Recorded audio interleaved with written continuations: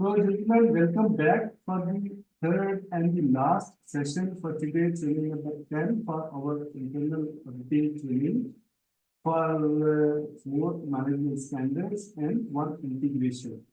अब हम बात करते हैं इंटीग्रेशन की। इंटीग्रेशन क्या होती है? Of the management systems.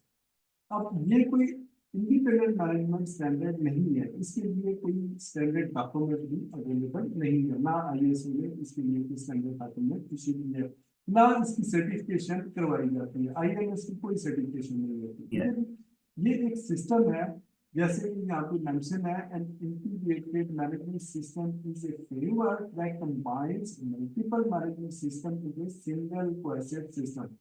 यानी उन्हीं जो सिस्टम आपके पास वर्क कर रहे हैं, उनमें सिंगल सिंगल ऑपरेट करने की बजाय आप दो सिस्टम को इकट्ठा कर लेते हैं। मतलब अगर क्वालिटी का मैनेजमेंट सिस्टम भी काम कर रहा है, इन्वायरमेंट का भी कर रहा है, हेल्थ सेफ्टी का भी कर रहा है, तो आप तीनों को कंबाइन कर लेते हैं, ठीक है। उसके बेनिफिट्स क्या होते हैं? This can help organisation to streamline their processes, reduce cost and improve overall performance.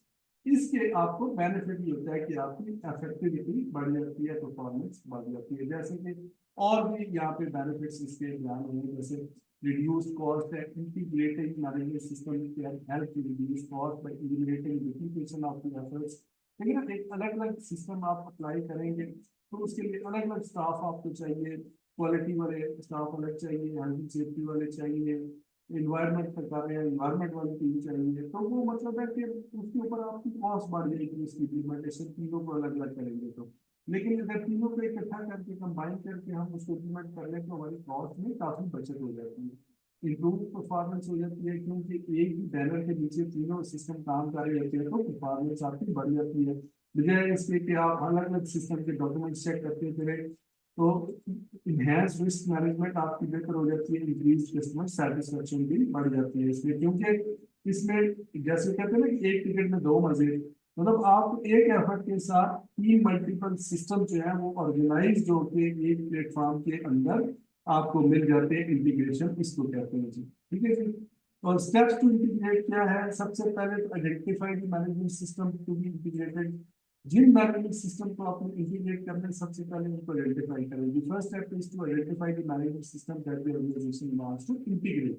मैं आपको बताऊं, यूजुअली जो ज्यादा प्रैक्टिस है आमतौर पे जो ज्यादा वो है, तीन मैनेजमेंट सिस्टम को इंटीग्रेट किया जाता है, हेल्थ एंड सेफ्टी, इन्वायरमेंट और क्वालिटी।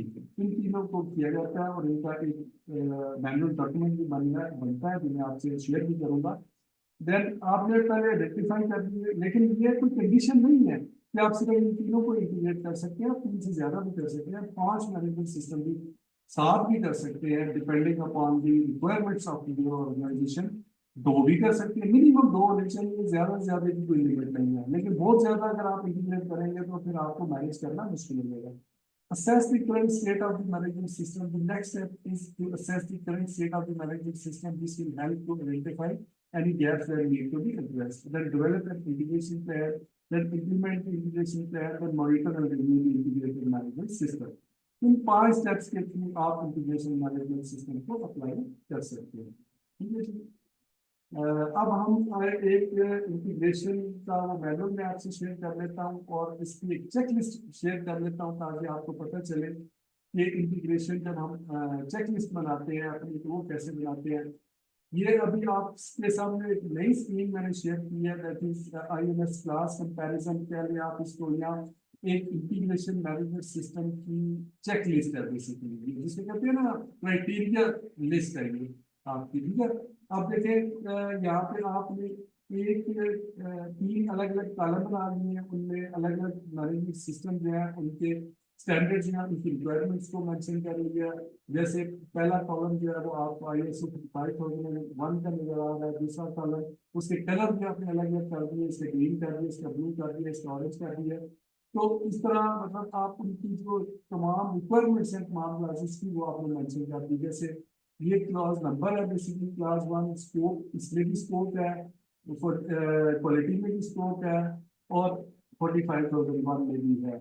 नॉर्मेटिव रेफरेंस सब में यकसा है, टर्म्स एंड डेफिनेशन सब में यकसा है, कॉन्टेक्स्ट ऑफ द ऑर्गेनाइजेशन सब में यही क्लॉज है। अब सब क्लॉजेस में देखें चेंजेस आ जाएंगे।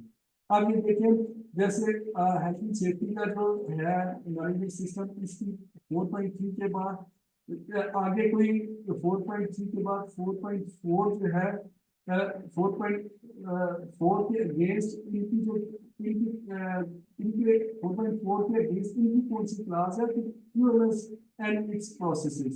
ठीक है, ये क्यूएमएस इट्स प्रोसेसेस इसमें है, लेकिन हेल्थ एंड सेफ्टी में है health and safety and it's processes वाली कोई सब क्लास मौजूद नहीं है। ठीक है ना, इसी का यहाँ पे 4.4 है ओएचएस मैनेजमेंट सिस्टम, जबकि यहाँ पे 4.4.1 paragraph about the QMS. QMS से रिलेटेड ही नीचे यहाँ पे टाइटल मेंशन हुआ है, यहाँ उससे आगे मजीद टेक्स्ट बयान हुआ है। आप अगर डॉक्यूमेंट पढ़ेंगे ना पूरा स्टैंडर्ड का, तो आपको इस सीक्वेंस में वो सब क्लासेस नजर आएंगी। जहाँ पे जिस मैनेजमेंट सिस्टम की क्लॉज मेंशन नहीं है वहाँ पे आप नील करेंगे। इसी तरह आप देखें ना, क्लास 5 है लीडरशिप। लीडरशिप मेन टाइटल सबका एक जैसे इन्वायरमेंट भी है। अब देखिए यहाँ पे 5.1 लीडरशिप एंड कमिटमेंट टाइटल यहाँ पे मौजूद है, लेकिन हेल्थ एंड सेफ्टी में नहीं है, इन्वायरमेंट में नहीं है। ठीक है, अब ये अगली क्लास में 5 लीडरशिप एंड कमिटमेंट है, लेकिन यहाँ पे 5.1.1 जनरल के नाम से सब क्लास है। ठीक है ना, यहाँ पे 5.1 लीडरशिप, यहाँ पे देखिए आई ये जो इन्वायरमेंट है और हेल्थ एंड सेफ्टी है, यहाँ पे यकसानियत है, लेकिन क्वालिटी में डिफरेंस है। तो इस तरह मतलब है कि ये, हालांकि क्लास स्ट्रक्चर सबका एक जैसा है, लेकिन क्लास 5 भी वो लीडरशिप की है, तमाम तीनों मैनेजमेंट सिस्टम के अंदर क्लास 6 यानी तीनों में यकसा है, 7 तीनों में यकसा है। लेकिन आप देखिए तो आगे सब क्लासेस का स्ट्रक्चर है, उसमें चेंजेस आ रही है। आप देख लें जहाँ पे ये क्लास इसकी मेंशन है रिसोर्सेज, इसका नील है, इसमें है ही नहीं, इसमें 7.1 है जो रिसोर्सेज को डील करती है। ठीक है ना, तो इसी तरह इस तरह आप ये एक चेकलिस्ट बना लेते हैं, तो आपको पता चल जाता है, एक आपको कंपैरिजन का आइडिया भी हो जाता है कि किस मैनेजमेंट सिस्टम के अंदर कौन सी क्लॉज क्या कह रही है और कौन सी क्लॉज मिसिंग है दूसरे किसी मैनेजमेंट सिस्टम के अंदर। ये पूरा एक पूरी चेकलिस्ट बनी हुई है। अब देखिए ऑपरेशन है, ऑपरेशन में जो हेल्थ एंड सेफ्टी है, इसमें सिर्फ 2 क्लॉजेज है, 8.1 operational planning in control, 8.2 emergency preparedness and response, बाकी रेल है। अब यहाँ पे देखिए क्वालिटी में देखिए आप 8.8 जो क्लॉज है उसकी कितनी डिटेल मेंशन है। इसी तरह ऑपरेशन में भी इसकी मतलब है कि एक ही क्लास 8.1 मेंशन हुई है, बाकी जो है नहीं है सारी। इस तरह क्लास 9 है, इसका कंपैरिजन आपके सामने है। तो ये एक आप चेकलिस्ट जब बना लेते हैं ना, तो इस चेकलिस्ट के मुताबिक जब आप ऑडिट परफॉर्म करते हैं, तो फिर आपको आसानी होती है। या इवन इसके मुताबिक आप जब इम्प्लीमेंटेशन करते हैं आईएमएस को, यानी इम्प्लीमेंट करते हैं, तो फिर आप किस तरह का डॉक्यूमेंट बनाते हैं वो मैं आपसे शेयर करता हूँ। IIS,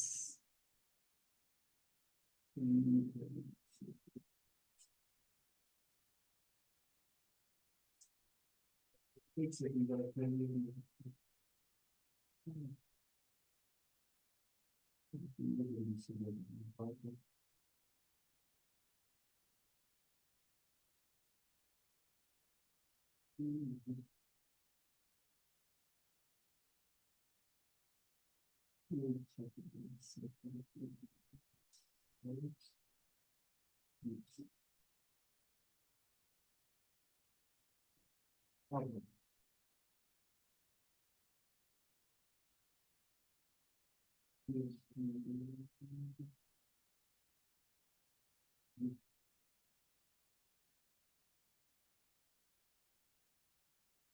ये डॉक्यूमेंट्स में आपको सेंड कर दिया। ठीक है, अच्छा ये एक डॉक्यूमेंट है इंटीग्रेटेड मैनेजमेंट सिस्टम का, जिसमें 3 मैनेजमेंट सिस्टम जो है वो कंबाइन हुए हैं। ठीक है, इसमें हेल्थ एंड सेफ्टी है, इसमें क्वालिटी मैनेजमेंट सिस्टम है, इसमें इन्वायरमेंटल मैनेजमेंट सिस्टम है। ये ओरिजिनल डॉक्यूमेंट है। ये कंपनी है अल सवारी, ये रजिस्टर्ड कंपनी है ओमान की, और ये मुझे टास्क मिला था, कॉन्ट्रैक्ट मिला था मुझे 2020 में, और ये मैंने डॉक्यूमेंट के को बना के प्रेजेंट किया था। ये बड़े डिटेल डॉक्यूमेंट होते हैं। इसके मुताबिक ये समझिए आपका पूरा प्लान है इम्प्लीमेंट करने का आईएमएस का। ठीक है ना, इसमें इस तरह का डॉक्यूमेंट बनता है, शुरू में टाइटल वगैरह होते हैं और इस तरह की डिटेल्स होती है, कॉन्टेंट्स होते हैं, इसके मेंशन की होते हैं। असल में जो क्वेश्चन पार्ट है इसका यहाँ से स्टार्ट हो जाता है। जैसे ये रिस्पॉन्सिबिलिटी मैट्रिक्स, मतलब जो क्लॉज 4 है आपकी, उसमें वो कहता है कि जी आप आइडेंटिफाई करेंगे internal issues, external issue, needs of the, आपकी इंटरेस्टेड पार्टीज कौन सी है, या इसकी मतलब नीड्स क्या है, उनकी रेलेवेंस क्या है, और आपके रिस्क क्या है, उसमें किस किस की क्या क्या रिस्पॉन्सिबिलिटीज होगी, आप देखें इसमें मेंशन हुआ हुआ है। ठीक है, ट्रेनिंग एंड अवेयरनेस मिसाल के तौर पर मैं एक मिसाल दे देता हूँ आपको। ये ट्रेनिंग एंड अवेयरनेस किसकी रिस्पॉन्सिबिलिटी है, यदि टॉप मैनेजमेंट इसमें क्या करेगी, provide resources and approval of the training plan. इसके बाद ऑपरेशन मैनेजमेंट ट्रेनिंग अवेयरनेस में क्या करेंगे, कंडक्ट ट्रेनिंग नीड असेसमेंट, वो देखेंगे कि ट्रेनिंग की नीड क्या है। अकाउंट एंड फाइनेंस क्या करेगा, conduct training need assessment and provide financial resources, यहाँ पे मेंशन होंगे। फिर सेल्स एंड मार्केटिंग, ये अगर देखेंगे कि क्या इनके स्टाफ को कोई ट्रेनिंग नीड असेसमेंट है या नहीं, हेल्थ एंड सेफ्टी से रिलेटेड। फंक्शनल हेड्स, जो डिपार्टमेंट हेड्स है, जैसे मेंटेनेंस का हेड है, प्रोडक्शन का हेड है, वो देखेंगे क्या क्या उनके स्टाफ को हेल्थ एंड सेफ्टी से रिलेटेड कोई ट्रेनिंग नीड है, असेसमेंट करेंगे अपनी। फिर उसी असेसमेंट की बुनियाद के ऊपर उनको ट्रेनिंग प्रोवाइड की जाएगी। बाकी भी सारे मतलब है कि जो रिस्पॉन्सिबिलिटी मैट्रिक्स का मतलब होता है, इस इन तीनों मैनेजमेंट सिस्टम से रिलेटेड जो रिस्पॉन्सिबिलिटीज है वो इस तरह टेबल के अंदर मेंशन की जाती है कि किस किस बंदे की क्या क्या रिस्पॉन्सिबिलिटी। फिर वहाँ यहाँ से इंट्रोडक्शन स्टार्ट हो जाता है। पहले आप अपनी कंपनी का थोड़ा सा इंट्रोडक्शन देते हैं कि जी Al Sawari international investment company, docs, ISO 9002, quality management system, ISO 14000, environmental management system, 45,000 and health and safety management requirement as a principle for developing this integrated management system। यानी अल-सवारी ने इन तीनों मैनेजमेंट स्टैंडर्ड को taken किया है to develop their integrated management system. इन तीनों को combine किया है अपने इंटीग्रेटेड मैनेजमेंट सिस्टम को डेवलप करने के लिए। आगे उसकी थोड़ा सा डिटेल है, वो मैं आपको भेजूंगा, डॉक्यूमेंट पढ़ लीजिएगा। क्लॉज एक्सेप्शन, एक्सक्लूड, अगर आपकी कोई क्लॉज एक्सक्लूड होती है, मैंने आपको बताया था ना कि आप अपने मतलब है कि अगर कोई क्लॉज ऐसी है जो आपके ऊपर अप्लाई नहीं होती, तो आप उसको एक्सक्लूड करा सकते हैं on the basis of justification. The following clauses are not applicable to the company's integrated management system. Clause 8.3, quality is not applicable as the company does not hold any design and activities। ये जो 8.3 है ना, ये सब class है 8.3, उसमें quality management system में ये मेंशन है कि जी डिजाइन एंड डेवलपमेंट एक्टिविटी जो है उसकी डिटेल भी सिस्टम का एक प्रोसीजर बनेगा, उसके मुताबिक वो डिजाइन एंड डेवलपमेंट होगी। लेकिन चूंकि ये कंपनी को डिजाइन एंड डेवलपमेंट का काम ही नहीं करती, कोई प्रोडक्ट डिजाइन एंड डेवलप नहीं करती, बल्कि ये सिर्फ ट्रांसपोर्ट सर्विसेज प्रोवाइड करती है, सर्विसेज प्रोवाइड करती है, इसलिए यहाँ पे डिजाइन एंड डेवलपमेंट का काम नहीं होता, तो इसलिए ये वाली क्लॉज इनके ऊपर एप्लीकेबल नहीं है। ठीक है ना। अब लेकिन उसकी आपको जस्टिफिकेशन देनी पड़ती है ना, मतलब अगर आप कोई क्लॉज एक्सक्लूड करते हैं तो उसकी जस्टिफिकेशन देनी पड़ती है। नॉर्मेटिव रेफरेंसेस इसमें क्या है, ये तीनों मैनेजमेंट स्टैंडर्ड्स एंड रिक्वायरमेंट इसकी नॉर्मेटिव रेफरेंसेस है। टर्म्स एंड डेफिनेशन जिस तरह तमाम स्टैंडर्ड्स के अंदर बयान हुई है, इसी तरह यहाँ पे भी। फिर आगे कॉन्टेक्स्ट ऑफ द ऑर्गेनाइजेशन। अब यहाँ पे कॉन्टेक्स्ट इन टर्म्स ऑफ तीनों सिस्टम्स के डिटरमिन होगा आपका। ठीक है ना, मसलन क्वालिटी का भी कॉन्टेक्स्ट डिटरमिन होगा, इन्वायरमेंट का भी होगा, और हेल्थ एंड सेफ्टी का भी होगा। आगे चले तो जैसे ये थोड़ी डिटेल से है, डिटेल में अब इतना टाइम नहीं है कि मैं आपको इसकी पूरी डिटेल गाइडेंस दे सकूं, बट यहाँ पे सिर्फ आपको एक जो है वो एक कंसेप्ट देना यहाँ पे जरूरी है कि बेसिकली इंटीग्रेशन होती क्यों है और किस लिए होती है, और किस तरह ये परफॉर्म होती है, किस तरह इसको किया जाता है इस मैनुअल के थ्रू। ठीक है, अब ये लंबी चौड़ी डिटेल है, मैं डॉक्यूमेंट आपको भेज दूंगा, आप पढ़ लीजिएगा। सॉर्ट एनालिसिस, अब सॉर्ट एनालिसिस जो है ये होता है आपका to determine internal and external issues को। अब आपने फाइंड आउट करने हैं इंटरनल एंड इंटरनल इश्यूज। ठीक है, यदि अपने कॉन्टेक्स्ट को अंडरस्टैंड करने के लिए, तो उसमें फिर होता है यहाँ पे चूंकि हमारा स्कोप लिमिटेड है, हम ये 4 स्टैंडर्ड्स के अंदर कवर करने हैं, इंटरनल ऑडिटिंग है, तो एक स्टैंडर्ड की अगर स्पेसिफिक ट्रेनिंग हो तो उसके अंदर ये शॉर्ट एनालिसिस की टेक्निक डिटेल से पढ़ाई जाती है, सिखाई जाती है।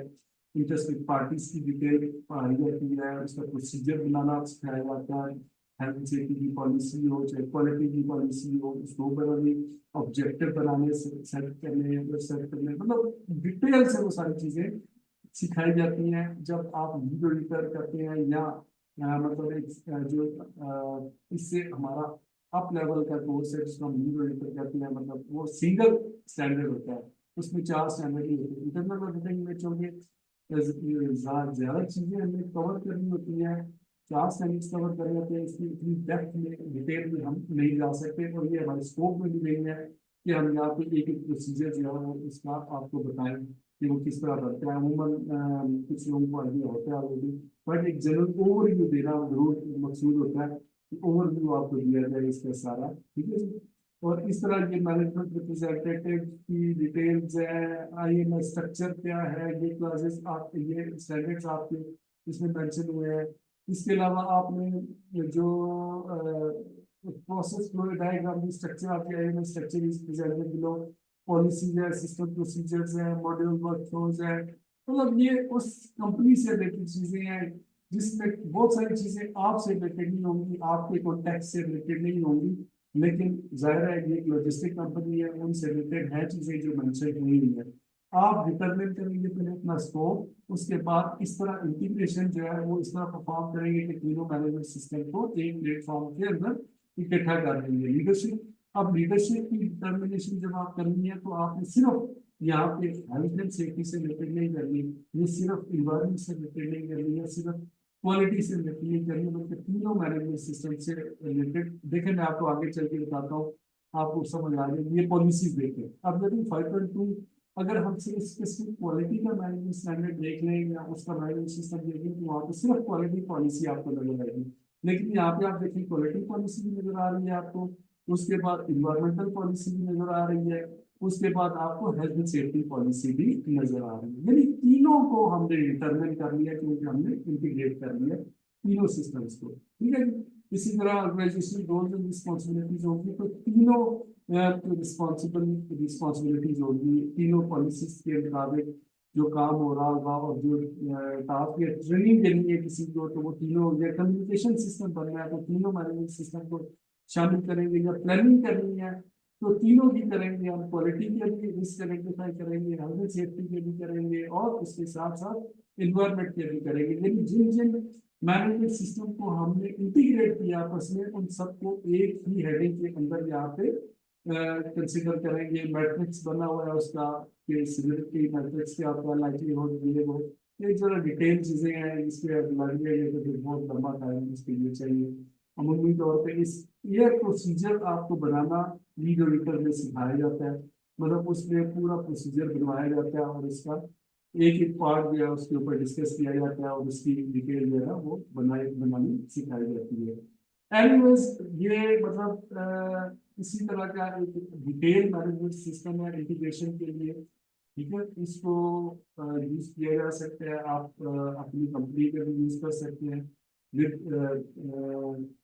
एडिटेबल डिटेल्स, अगर आप उसमें मतलब आपकी कंपनी का कॉन्टैक्ट नहीं है, इसमें चीजें मेंशन नहीं है। देखिए यहाँ पे हर चीज मेंशन है, इंटरनल एक्सटर्नल कम्युनिकेशन मैकेनिज्म, ये रिक्वायरमेंट्स हैं आपकी क्लॉजेस की। 7.4.3 की नोटिस बोर्ड्स आपकी कम्युनिकेशन के लिए आपने यूज किए हैं, इलेक्ट्रॉनिक मेल का प्रोसेस यूज किया है, मीटिंग्स इंटरनल एक्सटर्नल इंश्योर करने हैं, एसोसिएटेड रिकॉर्ड कोड्स है, आपका job records, document information 7.5 clause है, लेवल ऑफ द डॉक्यूमेंटेशन। ये देखिए आप पूरा स्ट्रक्चर दिया है कि यहाँ पे लेवल 1 में ऑर्गेनाइजेशन 4 पॉलिसीज है, आईएमएस मैनुअल होगा, लेवल 2 में इंडिकेटेड मैनेजमेंट प्रोसीजर्स होंगे, लेवल 3 में JD standard operating procedure, work instruction होंगे, लेवल 4 और 5 में फॉर्म्स एंड फॉर्मेट्स होंगे, डॉक्यूमेंट के कोडिंग की पूरी स्कीम यहाँ पे मेंशन हुई है कि आपका डॉक्यूमेंट की कोडिंग होगी, उसका किस तरह मतलब बीईपीटी को मुख्तसर करके डिपार्टमेंट ए का क्या मतलब होगा, represents the code for type of the document such as policy procedure manual. जैसे मैंने आपको कहा ना कि आपका डॉक्यूमेंट जब बनता है, डॉक्यूमेंटेड इंफॉर्मेशन के अंदर जब आप डॉक्यूमेंट कंट्रोल प्रोसीजर बनाते हैं तो उसमें आप उसकी मतलब है कि मेंशन करते हैं, उसकी क्लासिफिकेशन भी करते हैं, उसका कोड भी मेंशन करते हैं, और इस तरह आप इस्टेब्लिश करने के लिए ये सारी चीजें जैसे देखिए ORG के साथ organisational chart, ISM integrated management manual, POL को पॉलिसी, ISP, इस कोड को आप यूज कर सकते हैं इस स्पेसिफिक डॉक्यूमेंट के लिए, ठीक है जी। अब आगे जाए डॉक्यूमेंट फॉर्मेट्स क्या होंगे, ये prepared by, reviewed by, approved by, ये सारा पूरा प्रोसीजर यहाँ पे मेंशन हुआ है। उसके बाद क्लासिफिकेशन देख लिया, कंट्रोल्ड कॉपी है, अनकंट्रोल्ड है, ठीक है, ये कहाँ पे सेव होगी, इस मैनुअल की कॉपी है, इससे रिलेटेड जो प्रोसीजर्स हैं उनको कहाँ पे आप मेंशन करेंगे, डॉक्यूमेंट में चेंज प्रोसेस क्या होगा, अगर कोई डॉक्यूमेंट चेंज करना है उसके अंदर अपडेट करना है उसका क्या प्रोसीजर होगा, access and disposal of documents, file management कैसे होगी, ठीक है, ये पूरा डिटेल से ऑपरेशन आपका क्लास 8 जो है तीनों मैनेजमेंट सिस्टम का ऑपरेशन कैसे होगा, ये इसकी डिटेल यहाँ पे मेंशन हुई है, ठीक है जी। इसी तरह क्लास 9 में तीनों मैनेजमेंट सिस्टम्स की जो मॉनिटरिंग एंड मेयरिंग कैसे होगी वो क्लास 9 के अंदर मेंशन हुई है। तीनों मैनेजमेंट सिस्टम इकट्ठे एक ही मैनुअल के नीचे कंबाइन हो गए हैं, इंटीग्रेट हो गए हैं, इसीलिए हम इनको इंटीग्रेटेड मैनेजमेंट सिस्टम कहते हैं। जैसे ये तो सब क्लासेस भी सारी आगे डिटेल से मेंशनिंग है, परफॉर्मेंस वैल्यूएशन है आपकी, और इस तरह अगर आप आगे आए तो क्लास 10 आपकी इम्प्रूवमेंट वाली जो है उसकी सब क्लासेस तीनों मैनेजमेंट सिस्टम की यहाँ पे मेंशन हुई है। ये इम्प्रूवमेंट वाली क्लास है, ये 10.1 non conformity and corrective action, तीनों मैनेजमेंट सिस्टम है। अगर कोई इन्वायरमेंट में है तो वो भी इनिशिएटिव करेक्टिव एक्शन, ठीक है जी। उसके बाद requesting process CPA corrective action का प्रोसेस कैसे होगा, फिर वेरिफिकेशन ऑफ करेक्टिव एक्शन कैसे होगी, मैनेजमेंट रिव्यू मीटिंग्स कैसे होगी, सजेशन इम्प्रूवमेंट कैसे होगी, कंट्रोल ऑफ नॉन कंफर्मिटीज कैसे होगी, ये तमाम क्लासेस फिर इसके अंदर मेंशन हुई है। एलपीएलएक्स दिया हुआ है, टर्म्स एंड डेफिनेशन यहाँ पे डिफाइन कर दी है मैंने, ताकि एंड पे जो है वो अगर कोई इससे बेनिफिट लेना चाहे, मतलब कि डेफिनेशन उसको समझ नहीं आ रही है पर, तो यहाँ से वो टर्म को डिफाइन करना चेक कर सकता है। मतलब इन्वायरमेंटल इम्पैक्ट की डेफिनेशन चेक करनी है यहाँ पे इस मैनेजमेंट तीनों मैनेजमेंट सिस्टम से लेके दिए है, ठीक है। तो ये कि आपको यहाँ पे इन्वायरमेंट से रिलेटेड भी नजर आएंगी, आपको हेल्थ एंड सेफ्टी से रिलेटेड भी नजर आएंगी, और आपको क्वालिटी से रिलेटेड भी नजर आएगी, देखो हैजर्ड जो आएगी, हेल्थ एंड सेफ्टी का इंसिडेंट, हेल्थ एंड सेफ्टी का भी है, क्वालिटी का भी है, health and safety policy, OHS management system, OHS objective, risk assessment, work place, मतलब ये तीनों मैनेजमेंट सिस्टम जो है इनकी, और उसके बाद जनरल जो टर्म होती है, audit, audit client, audit competence etcetera, जो मैंने आपको बड़ी डिटेल से बताई हुई है वो सारी यहाँ पे मेंशन हुई है। तो ये एक जनरल ओवरव्यू है एक मैनेजमेंट सिस्टम्स को, दो या दो से ज्यादा मैनेजमेंट सिस्टम को कंबाइन करना या इंटीग्रेट करना कैसे किया जाता है उसका, फिर जब ये मैनुअल या पूरा प्लान जब बन जाता है फिर उसके बाद इसको इम्प्लीमेंट कर दिया जाता है, यदि इसके मुताबिक फिर काम किया जाता है जो कुछ इस डॉक्यूमेंट के अंदर लिखा होता है। और फिर ऑडिट, जब आप ऑडिट करते हैं इस मैनेजमेंट सिस्टम का, तो फिर इस मैनुअल के मुताबिक आप, जिस तरह मैंने आपको कहा ना पीछे जो चेक लिस्ट बनी है, इस तरह की आप एक पहले चेक लिस्ट बनाते हैं, अपना प्लान उसी तरह से इसके मुताबिक बनाते हैं जिस तरह बाकी मैनेजमेंट सिस्टम को ऑडिट करते हैं, यानी पहले उसको इनिशिएट करते हैं, फिर उसकी प्रिपरेशन करते हैं, उसका स्कोप, उसका, अब अगर आप सिंगल मैनेजमेंट सिस्टम को ऑडिट करेंगे तो स्कोप में आप सिर्फ सिंगल मैनेजमेंट सिस्टम को मेंशन करेंगे, लेकिन अगर आप तीन मैनेजमेंट सिस्टम यानी इंटीग्रेटेड मैनेजमेंट सिस्टम का, यानी दो से ज्यादा जब मैनेजमेंट सिस्टम इकट्ठे होंगे तो फिर आप उनको अलग अलग नाम नहीं देंगे। आप ये नहीं कहेंगे कि I am auditing to management system of quality and environment और क्वालिटी या environment and health and safety. No, then we will say that I am auditing the integrated management system of ISO 9001 standard, ISO 14001 standard, and ISO 45001 standard. लेकिन मैंने इन तीनों management system की integration को audit कर रहा हूँ, ना कि किसी एक स्पेसिफिक मैनेजमेंट सिस्टम को ऑडिट परफॉर्म कर रहा हूँ जी। So end of the class of this session from my side. अब मैं चाह रहा हूँ कि आपको टाइम मिले क्वेश्चन करने का, और कोई कंफ्यूजन है, कोई बात पूछना चाहते हैं तो थोड़ा सा आपको टाइम मिले, ताकि आप ज़्यादा आज आपने पार्टिसिपेट नहीं किया तो मैं ये चाह रहा हूँ कि आपकी पार्टिसिपेशन भी हो जाए, और आपके जेब में अगर कोई कंफ्यूजन है तो उसको भी हम एड्रेस कर लें। कल की जो असाइनमेंट मैंने आपको दी थी उससे रिलेटेड अगर कोई आपका क्वेश्चन है, अगर आप ये उसको रीड किया जो मैंने आपको बताया था कि आज आपको रीड करना है उसको, ताकि आप कोई अगर क्वेश्चन करना चाहते हैं तो कर लें। दिस इज योर टाइम जो है। अच्छा सर, आप please please excuse me sir. अच्छा, उसके लिए सर असाइनमेंट का हमें बता दें, हमें डेडलाइन बता दें। तो मुझे वो असाइनमेंट का ये कि अ, वो जो रिपोर्ट चाहिए, मेरे ख्याल में ऑडिट रिपोर्ट चाहिए। तो जिस तरह वो हम इस तरह बना के दें कि इन रियल वर्ल्ड हम लोग कोई ऑडिट कर रहे हैं, इंटरनल ऑडिट, तो वहाँ पर जो भी फाइंडिंग्स हैं उस हिसाब से हमने आपके लिए एक ऑडिट रिपोर्ट तैयार। बिल्कुल बिल्कुल, ये तो बहुत वो अच्छा है। क्वालिटी मैनेजमेंट, हाँ क्वालिटी मैनेजमेंट सिस्टम के हवाले से, या उसमें से हम कोई भी चूज कर सकते हैं, या आप कहते हैं कि नहीं आप नहीं, मैंने जो मुझे आपको कोई वो देखें। असाइनमेंट का स्कोप दिया ना, आप उसके अंदर रह के काम करें ना। मैंने हेल्थ एंड सेफ्टी वालों को जो है वो अलग असाइनमेंट दी है, क्वालिटी वालों को अलग दी है। इसी तरह जो फुल वाले हैं उनको अलग असाइनमेंट दी है। तो आप जिस उनके ग्रुप्स के अंदर मैंने वो असाइनमेंट सेंड किए तीनों ग्रुप्स के अंदर, ठीक है ना। तो आप जिस ग्रुप में भी हैं उसके मुताबिक जो आपको असाइनमेंट मिली है उसको रीड करें, अंडरस्टैंड करें, और उसमें जो टास्क है उनके ऊपर बेसिकली फोकस करें। उस टास्क, तमाम टास्क को फुलफिल करें। अगर कहीं पे लिखा है जी कि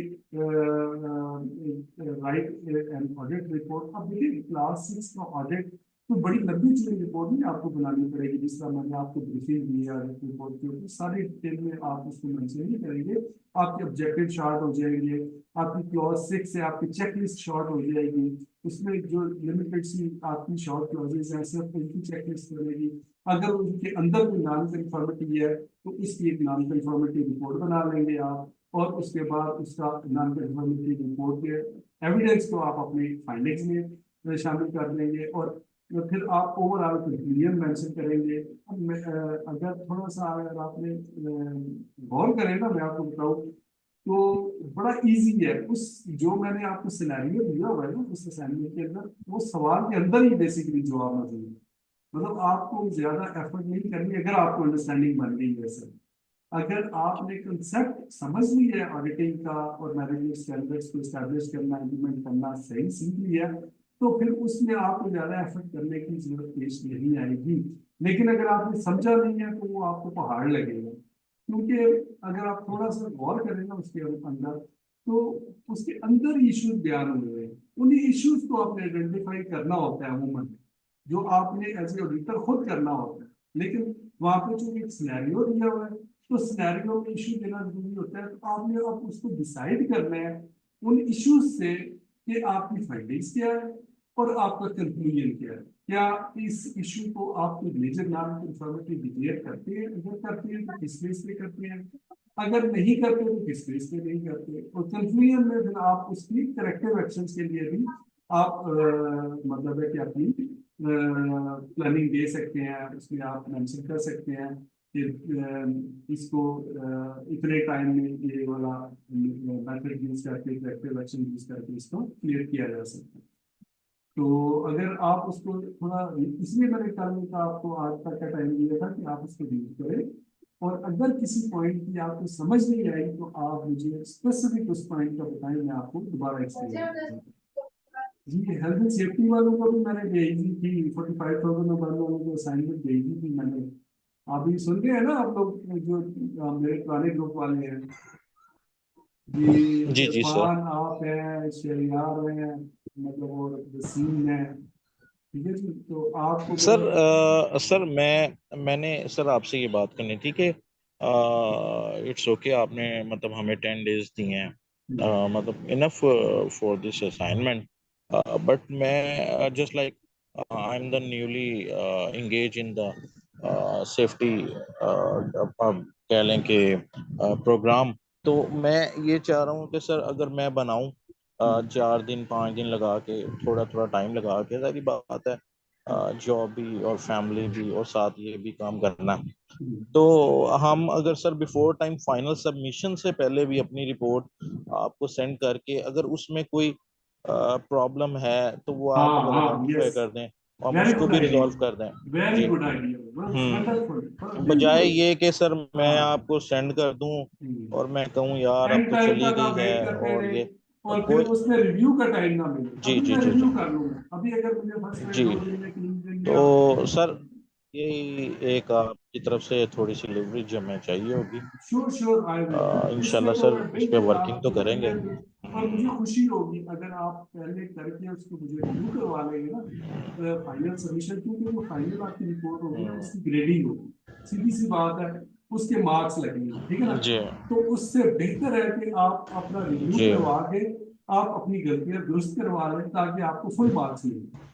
और देखें इंशाल्लाह ताला जिन्होंने पार्टिसिपेशन किया है, जिन्होंने इतना टाइम लगाया, इंशाल्लाह उनका हक भी है कि अगर थोड़ी सी एफर्ट करते हैं और थोड़ी बहुत अगर गलती भी करते हैं, मैं उनकी करेक्शन कर दूंगा तो उनको फुल मार्क्स जी मिलेंगे उसके, ठीक है ना।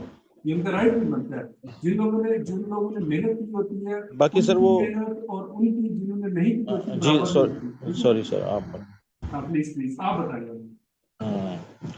सर बाकी ये जो आपने जो थोड़ा पॉइंट आउट हाईलाइट किया ना कि कुछ ये वो जो आपने सिनेरियो दिए वो सिनेरियो के अंदर ही काफी चीजें हैं, just like lack of clarity regarding roles and responsibilities अगर किसी चीज की बताई हैं, यस ओवर रिलायंस है, और वो मतलब यस काफी यस। जो आपने पॉइंट्स है ना वो ऑलरेडी आपने ये एक आपने दे दिया situation fill in the blanks हाँ हाँ हाँ टाइप हाँ, हाँ, बिल्कुल के आपने फॉर्मेट भी बिल्कुल। दे दिया देखिए और जो साथ में उन जिसने इश्यूज तो को भी समझा है हाईलाइट ना, कर दिया, अब जिसने हमने पुट सम करना है। हाँ जिसने हम्म समझा है ना इसको, उसको तो ये मैंने आपको बताया हम्म उसको हलवा लगेगी। लेकिन जिसको समझ नहीं आएगी ना जी जी सिस्टम जी की, उसके लिए बहुत मुश्किल होगी ये भी हम्म कि यार पता नहीं क्या चीज है, ठीक है ना। तो ये बेसिकली देखिए जी वो टेस्ट जब भी लिया जाता है टेस्ट थोड़ा टेक्निकल होता है, लेकिन होता इजी है। आप देखिए कि एग्जाम जब भी पेपर आते हैं हाँ, वो बहुत मुश्किल नहीं आता, इजी आता है, ताकि आप उसको शौक से करेंगे, ठीक है ना। मेरा मकसद आपको जी हटाना नहीं है, आपको दूर नहीं हटाना, आपको एंगेज करना है एक्टिविटी के लिए, ठीक है ना। और मैंने आपको शुरू से लेके एंड तक पूरी सपोर्ट की है। देखिए जी सर हमने यहाँ पे कोई वो नहीं की, मतलब हमें कोई रेस नहीं है ये कोई, मतलब कि कोई जिसमें किसी को फर्स्ट प्राइज मिलना है या सेकंड। हमारा जो असल ऑब्जेक्टिव है दैट इज लर्निंग, ठीक है ना। अब इस जितनी भी हम एफर्ट कर रहे हैं हम इसी मकसद के लिए कर रहे हैं कि हमारी लर्निंग हो, हमारी प्रोफेशनल कॉम्पिटेंस बढ़े, ठीक है ना। और उसमें जोर लगा रहे हैं, उसमें बार बार डिस्कस कर रहे हैं, एक दूसरे के पॉइंट क्लियर कर रहे हैं। मैं आपको बार बार पूछता हूँ कि मैंने अगर कोई आपको कोई कंफ्यूजन है, कोई पॉइंट क्लियर, जैसे आपने माशाल्लाह भी 2-3 पॉइंट क्लियर किए हैं, और आपने तो यानी बड़ा काम आसान कर दिया, जो सुन रहे हैं उनके लिए बड़ा इजी कर दिया आपने। आपने तो वो पॉइंट जो मैं नहीं बताना चाह रहा था आपने बता दिए ऑलरेडी। तो मेरा ख्याल है अब किसी को मुश्किल होनी नहीं नहीं नहीं चाहिए। सर नहीं, मैंने मैंने कुछ जानबूझ के नहीं, नहीं मैंने ये अच्छा बेसिकली है, सर नो जो एक प्रॉब्लम। उसको आपने जो मैं खुद भी, सिनेरियो हाँ बेसिकली बिल्कुल मैंने रिपोर्ट रीड की थी, जी। तो ये जो इंडिकेशन जो है कि आपने सर आपने रीड उसमें भी किया और उसको अंडरस्टैंड भी कर लिया, ये आपकी इंडिकेशन है आपकी हाँ तरफ जी, तो वो मैंने अपनी जो 45,001 से रिलेटेड जो आपने सिनेरियो दिया ना, से। तो वो मैं देख रहा था कि उसमें मतलब स्लिप एंड फॉल्स के वर्ड हैं और मतलब लैग के वर्ड हैं, तो ये चीजें वो शो कर रही हैं कि भाई यही तो सारे पॉइंट्स हैं जो वहां पे फिट करने हैं। हाँ एग्जैक्टली एग्जैक्टली यही सिचुएशन वो अब करने क्वालिटी में में है भी है, इंशाल्लाह। यही ऑलमोस्ट उसमें भी है। आपके जो बाकी जो हम्म, कोर्स में दो ही मैंने दिए हैं, दो ही मतलब एक क्वालिटी की है और एक हेल्थ एंड सेफ्टी की है। तो जी जी मेरा जी ख्याल है सर, कि आप लोग कर लेंगे इसको इंशाल्लाह, कोई ज़्यादा मुश्किल नहीं है सर, बस स्केड्यूल आप लोग सर चेक करें। इंशाल्लाह इंशाल्लाह ये सर। अब्दुल्ला जी, अब्दुल्ला आपने पूछा schedule of exam. So brother ऐसा है कि अभी 10 डेज आपको इस रिपोर्ट बनाने के लिए मिल गए हैं, ठीक है ना। तो आप इजी होकर इस पे काम करें। देखिए मैंने ये टाइमलाइन सोच समझ के रखी है, मैं आपको 2 दिन का टाइम भी दे सकता था, लेकिन मैंने क्यों नहीं 2 दिन का टाइम दिया, इसलिए कि आप प्रोफेशनल्स हैं, कोई इवन स्टूडेंट्स भी होते हैं, उनका मेन टास्क डिस्टर्ब ना हो, आपकी जॉब मुतासर ना हो, आपकी फैमिली मुतासर ना हो, अगर आप स्टूडेंट हैं आपकी यूनिवर्सिटी मुतासर ना हो, ठीक है। आप थोड़ा थोड़ा काम करें, 10-10, 15-15 मिनट की डेली में कर लें, या एक सेटिंग में बैठ के घंटा डेढ़ भी आप कर लेंगे तो इनकम हो जाएगा, टास्क बहुत बड़ा टास्क नहीं, एक ही क्लॉज प्रोजेक्ट कर लें। लेकिन ये कि अगर थोड़ा आप 2-3 घंटे आप इसके ऊपर लगा लेंगे ना, तो फिर ये आपकी एक कॉम्पिटेंस बन जाएगी, फिर ये आपकी बेस बन जाएगी, फाउंडेशन बन जाएगी, आपकी एक मजबूत बेस बन जाएगी, ठीक है। तो इंशाल्लाह 10 दिन जब कंप्लीट हो जाएंगे ना, उसके बाद मैं आपको मजीद टाइम दूंगा, तकरीबन रिटन एग्जाम के लिए तकरीबन 5 एक दिन का, 4-5 दिन का टाइम आपको दूंगा गैप, ताकि आप इसकी प्रिपरेशन कर सके एग्जाम के लिए। एग्जाम क्या होगा? एग्जाम 50 मार्क्स का एक रिटन एग्जाम होगा, जिसमें 6 या 7 क्वेश्चन होंगे, पैराग्राफ की शक्ल में आपने उनके आंसर करने होंगे। उसमें एमसीक्यू भी हो सकते हैं, उसमें ट्रू फॉल्स भी हो सकते हैं, उसमें टेक्स्ट राइटिंग मतलब है कि आपको एक क्वेश्चन दिया जाएगा, उसके नीचे आपने रिस्पॉन्स लिखना होगा और वो मुझे सबमिट करना होगा। उसके लिए आपको कम से कम 12 घंटे मिलेंगे टाइम इसके करने के लिए, ठीक है ना। वैसे तो एग्जाम 5 सवाल आपने करने होंगे तो वो आप 1 घंटे में भी कर सकते हैं अगर आपको आती है तो, ठीक है ना। लेकिन अगर आपको मैं 12 घंटे इसलिए देता हूँ कि कभी हो सकता है आपको सुबह के टाइम इतना टाइम ना मिलेगा, कहीं यार मैं जरा ठहर भी कर लूंगा, मैं अभी बिजी हूँ अपनी जॉब में, छुट्टी होगी तो मैं कर लूंगा जब मैं रिलैक्स हो जाऊंगा। तो इसलिए 12 घंटे का वो मैं, आप ऑनलाइन एग्जाम होते हैं, आपके अपने सिस्टम पे आएगा, आपके मोबाइल पे आएगा, आपको लिंक सेंड किया जाएगा, आप उसको जिस वक्त उसका एग्जाम का टाइम स्टार्ट होगा वो लिंक एक्टिवेट हो जाएगा, और ठीक 12 घंटे के बाद वो डीएक्टिवेट हो जाएगा। अगर आपने 12 घंटे के अंदर अंदर सबमिट नहीं किया तो फिर आप रह जाएंगे एग्जाम से, ठीक है ना। फिर आपका रिस्पॉन्स मेरे पास नहीं आएगा, क्योंकि मैंने उसके ऊपर सेटिंग लगाई होती है, टाइमर लगाई होती है, ठीक है ना। तो इसलिए वो इंशाल्लाह 4-5 दिन आपको मजीद मिलेंगे। तो फिर उसके बाद तकरीबन 1 हफ्ता आपका रिजल्ट कंपाइल होने में लगेगा। यानी ये समझिए 10 जून आपकी असाइनमेंट कंप्लीशन डेट है, 15 जून आपकी एग्जाम, एक सिनेरियो हम रख लेते हैं, 15 या 16 आपकी एग्जाम डेट है, और तकरीबन 20-22 के लगभग एक्सपेक्टेड है आपका रिजल्ट कंपाइल होकर आपको मिल जाएगा इंशाल्लाह। उसके बाद फिर तकरीबन ये तरीकाकार ये होता है कि मैं वो सारा रिजल्ट कंपाइल करके तो मैं आपको भी सेंड करता हूँ ग्रुप के अंदर भी, और मैं ये सारी एक्टिविटी जो है वो मैंने प्रेजेंट करनी होती है सेफ्टी काउंसिल को, जमा करानी होती है वहाँ पे जब मेरा रिकॉर्ड चला जाता है सारा, तो फिर उसके बाद उस रिजल्ट की बेसिस के ऊपर आपकी सर्टिफिकेट की प्रिंटिंग का और तैयारी का प्रोसेस शुरू हो जाता है। अब यूजली वो 1 माह तक लेते हैं सेफ्टी काउंसिल वाले उसको, सर्टिफिकेट लेके जल्दी भी कर देते हैं, बाज का हफ्ते 2 हफ्ते बाद में सर्टिफिकेट आपके आ जाती है, बट जनरली एक वो जो टाइम लाइन बताते हैं वो 1 माह की ही बताते हैं। Sir I am travelling by 16 जून। अच्छा 16 जून, तो बस वो अगर आप ट्रेवल कर रहे हैं तो 1 आध दिन आप ऊपर कर लेंगे, वो कोई मसला नहीं है, क्योंकि ईद हॉलीडेज, जी जी बिल्कुल ईद हॉलीडेज को हम कंसिडर, मैंने एक आपको जनरल टाइम लाइन दी है। जब हम एग्जाम की डेट डिसाइड करेंगे ना, तो मैं पहले ग्रुप में आपको मैसेज करूंगा, ठीक है, आपकी कंसेंट लूंगा। जब आप सारे अवेलेबल होंगे, वो कोई हमें हार्ड एंड फास्ट नहीं है, हमें 16 को करना है, 15 को करना है, 17 को करना है, 18 को करना है, no problem at all, Eid के बाद कर लेंगे, ठीक है ना। 15-16 ईद हॉलीडेज, हाँ बिल्कुल ठीक है, ईद के बाद करेंगे इंशाल्लाह ताला। आप वरी ना करें, बिल्कुल ईद के दौरान नहीं आपको मैं डिस्टर्ब करूंगा इंशाल्लाह। हो सकता है 17 को हो गया, 18 को, लेकिन उससे पहले मैं आपके ग्रुप पे मैसेज करके आपको आपकी एक रजामंदी सबकी ले लूंगा, और उस डेट को फिर हम ज्वाइन करेंगे, ठीक है ना। मतलब है कि ये चूंकि वर्चुअल ट्रेनिंग है ना, ऑनलाइन ट्रेनिंग है, इसमें हम किसी को बाउंड नहीं कर सकते कि यार मतलब है कि अगर कोई बिजी है तो फिर वो ज्यादा हो जाती है, तो मतलब उसको टेस्ट में शामिल ना किया जाए। लेकिन फिर जब एक जनरली सबकी कंसेंसस से एक डेट डिसाइड हो जाती है, तो फिर आपका फर्ज है कि उस डेट को आप एग्जाम लाजमी दें, ठीक है ना। फिर आप शामिल हो उसके अंदर, क्योंकि ये 100 मार्क्स में से आप 50 मार्क्स अचीव करेंगे तो तब आपकी सर्टिफिकेशन होगी।